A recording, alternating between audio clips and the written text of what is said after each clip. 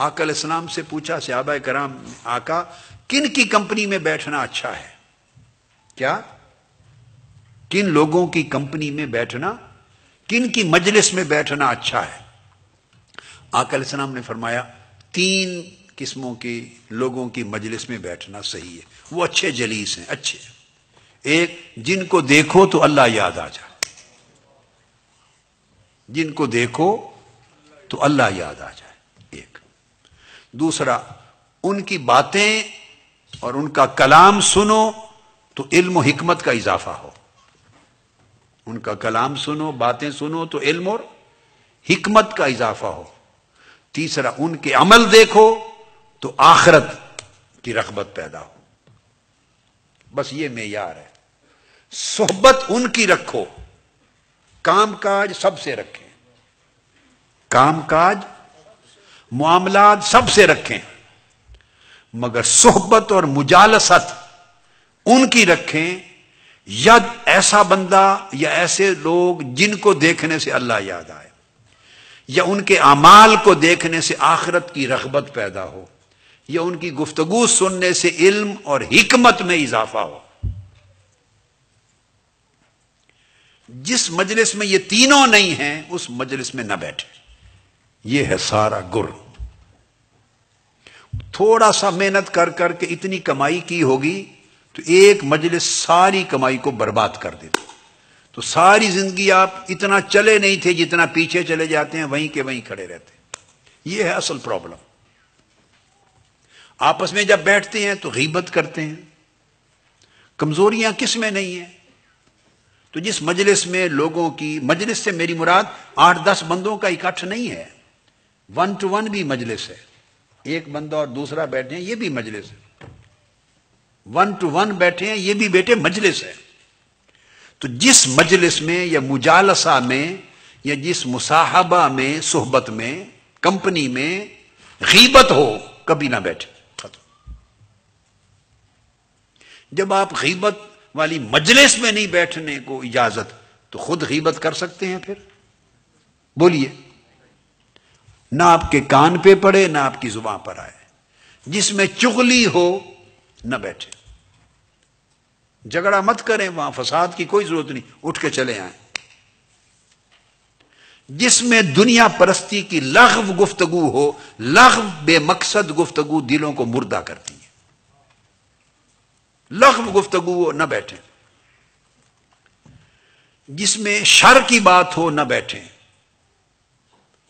جس میں لوگوں کی برائیوں کو پن پوائنٹ کیا جائے نہ بیٹھیں، نہ کریں، نہ بیٹھیں، نہ سنیں۔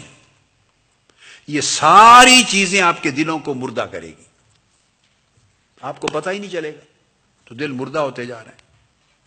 اور وہ مجلس ہیں جن میں نے آپ کو بتا دیا، یا اللہ یاد آئے دیکھنے سے، یا آخرت یاد آئے اور آخرت کی رغبت ہو، یا علم اور حکمت میں اضافہ ہو، یہاں نصیحت ملے، جس کے پاس بیٹھنے سے نصیحت ملے، جس کے پاس بیٹھنے سے ادب ملے، جس کے پاس بیٹھنے سے تربیت ملے، جس کے پاس بیٹھنے سے حسن اخلاق ملے، جس کے پاس بیٹھنے سے زندگی گزارنے کے اچھے سلیقے ملیں، جس کے پاس بیٹھنے سے اچھا انسان بنے، اچھا مسلمان بنے، اچھا مومن بنے، نیکی ملے، طاعت ملے، یہ چیزیں جس مجلس میں ملے بس وہ جائز، اس میں بیٹھے بقایا کے ساتھ۔ آپ نے جاب کرنا ہے، آفس میں بیٹھے، کھلی گیا، کام کریں، آئیں، کاروبار کرنا ہے جائیں، شادی بیاہ پر جانا آنا ہے آئیں، دکھ سکھ پر، خوشی غمی پر جانا آنا ہے آئیں، بزنس کرنا ہے 100 بار کریں، ایک جوائنٹ وینچر کر رہے ہیں 100 بار کریں، دنیا کے سارے کاموں میں مشغول رہیں، بس جب کام ختم مجلس بھی بولیے ختم۔ کبھی فارغ وقت بھی ہوتا ہے نا جب آدمی بولا ہے، وہ جو فارغ وقت ہے اس کا فیصلہ کرنا ہے کہ فراغت کس مقصد کے لیے، اپنے دل کی بربادی کے لیے یا دل کی آبادی کے لیے۔ جو فارغ وقت ہو، بیٹھنے کا جب جی چاہتا ہے، انسان چاہتا ہے نا بیٹھے، وہ چند دوست چن لے، باقیوں کے ساتھ مسکرا کے ملیں، ہنس کے ملیں، پیار محبت سے ملیں، عزت سے ملیں، کسی سے نفرت کرنی ہی نہیں ہے، نفرت کسی سے کرنی ہی نہیں ہے، ہر ایک سے خوش ملیں، جو کام فرض ہے واجب ہے وہ ادا کریں، اللہ خیر صلی اللہ۔ جب کسی کے ساتھ بیٹھیں کسی سے باتیں کریں، کسی کی باتیں سنیں، اس کا تعین کریں. یہ ہے فیصلہ کن عمل. یہ پروٹیکٹیو ہے. اگر یہ پروٹیکشن نہیں ہے تو جو اچیومنٹ ہوگا وہ بھی جاتا رہے گا. مثلا آپ کی جیب ہے، نیچے سے کسی نے کاٹ دی، نیچے سے. اب آپ کما کما کے اس جیب میں پیسے ڈالتے جائیں، کما کما کے جیب میں پیسے ڈالتے جائیں، اور شام کو دیکھیں کتنے ہو گئے ہیں تو ہاتھ ڈالیں گے تو پورا ہاتھ ہی نکل جائے گا نا، پیسہ بچے گا کوئی نہیں.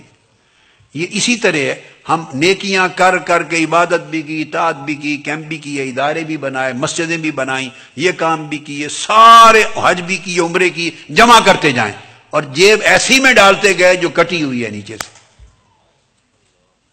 وہ جیب کٹی ہوئی ہے تو کیا جمع ہی نہیں رہے گا کچھ. یہ جو بری مجلس ہے یہ جیب کٹی ہوئی جیب کی طرح ہو جاتی، یہ آپ کی جیب کو کاٹ دیتی ہے.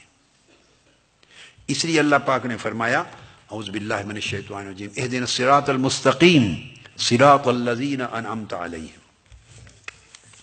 باری تعالیٰ ہمیں سیدھی راہ دکھا، اور سیدھی راہ کن کی؟ دو شرطیں لگائیں. کن کی؟ صراط الذین انعمت علیہم، جن بندوں پر تو نے انعام کیا ہے ان کی راہ دکھا، یعنی ان کی مجلس میں بیٹھو جن پر تیرا انعام ہوا ہے. تو جن کے ساتھ بیٹھنا اٹھنا رکھنا ہو، دیکھا کرو کہ اللہ کا انعام ہے. اور انعام اخروی انعام ہوتا ہے، روحانی انعام، مال دولت والا نہیں. یہ اللہ کا انعام یافتہ ہے تو بیٹھو، خواہ اتنا سا بھی ہو انعام یافتہ، شر کی بات نہ کرتا ہو تب بھی کو تھوڑا سا انعام ہے اس پر.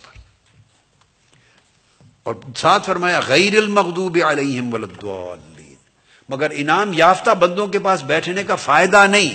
ادھر اولیاء کے پاس بیٹھو اور شام کو اشقیاء کے پاس بیٹھو. ادھر نیکی سن کے آؤ اللہ والوں کے پاس، ادھر غیبت چغلی سن کے آؤ. وہ سارا بیلنس ہو گیا برابر، جو کمایا گیا خرچ ہو گیا، شام کو کچھ بھی نہیں بچا. تو فرمایا اگر نیک صحبت سے کچھ لینا ہے تو شرط یہ ہے کہ بری صحبت سے بچو. ادھر نیک صحبت بھی رکھو ادھر بری صحبت بھی رکھو تو کچھ حاصل نہیں ہوگا. میرے بیٹے سمجھ رہے ہیں بات کو؟ یہ فرینڈشپ کا راز اسی میں ہے. دوست چننے کے وقت سلف صالحین کہتے تھے جب دوست چنو، فرینڈشپ دوستی، تو یہ دیکھو کہ یہ دوست آخرت میں مجھے کام آئے گا یا نہیں. جس کی دوستی قیامت کے دن کام نہیں آنی، فرمایا اس کو آج بھی دوستی میں نہ لاؤ. اس سے معاملات رکھو، ڈیل کرو. ایک سوشل لنکس ہیں، social interaction, that is social interaction, وہ کریں. فرینڈشپ جہاں محبت تعلق استوار ہوتا ہے، فراغت ہوتی ہے، بیٹھنے کو جی کرتا ہے، ملنے آنے جاتے ہیں، وہاں رشتہ دیکھنا چاہیے کہ اس بیٹھنے میں اللہ ہے یا نہیں.